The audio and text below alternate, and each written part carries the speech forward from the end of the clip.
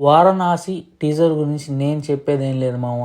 దుమ్ము లేపింది, రచ్చ లేపింది అంతే. నేను చెప్పేది ఏంటంటే, లాస్ట్ వీడియో నాకు చూసారా, రాజమౌళి మహేష్ బాబు గురించి ఒక వీడియో చేశా. సింపుల్ స్టోరీ లైన్స్తో వస్తే ఒక త్రిబుల్ ఆర్, ఒక బాహుబలి అయింది.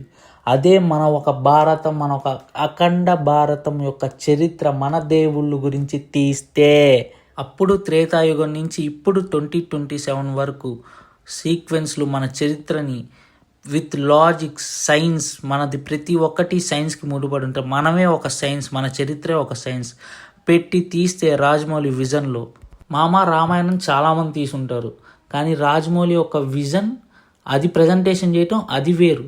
కావాలంటే టీజర్లో చూడండి, వానర సైన్యం మీద రాముడెక్కి బాణం యూజ్ చేస్తాడు కుంభకర్ణుడి మీద. ఆ సీన్ మీకు అర్థమైపోద్ది, ఏం లెవెల్, ఏం రేంజ్లో రాజమౌళి ప్లాన్ చేస్తున్నాడు రా అని. ఇక మహేష్ బాబు గురించి చెప్పాలంటే, రాజమౌళి మహేష్ బాబుకి రాముడు గెటప్ వేసి షూట్ చేసేటప్పుడు రాజమౌళికి గూస్ బంప్స్ వచ్చినాయి అంట మామ. ఫోటో తీసి వాల్ పేపర్ పెట్టుకున్నాడంట, పిచ్చెక్కిపోయిందంట రాజమౌళికి. ఊహించలేనంత ఉగ్రంగా, ఊహించలేనంత ప్రశాంతంగా చూస్తారంట మామ మీరు మహేష్ బాబుని. నవ్వరసాలు పిండేడంతా. టీజర్లో మీరు చూసే ఉంటారు, మహేష్ బాబు నంది మీద వస్తుంటే ఆ ఫేస్లో ఎక్స్ప్రెషన్స్ అస్సలకి సూపర్. అంటే కొడతాడు. ముందర వీడియోలోనే చెప్పాను, ఇండియా నుంచి వరల్డ్కి షేక్ ఆడిస్తాడు, రిప్రజెంట్ చేస్తాడని.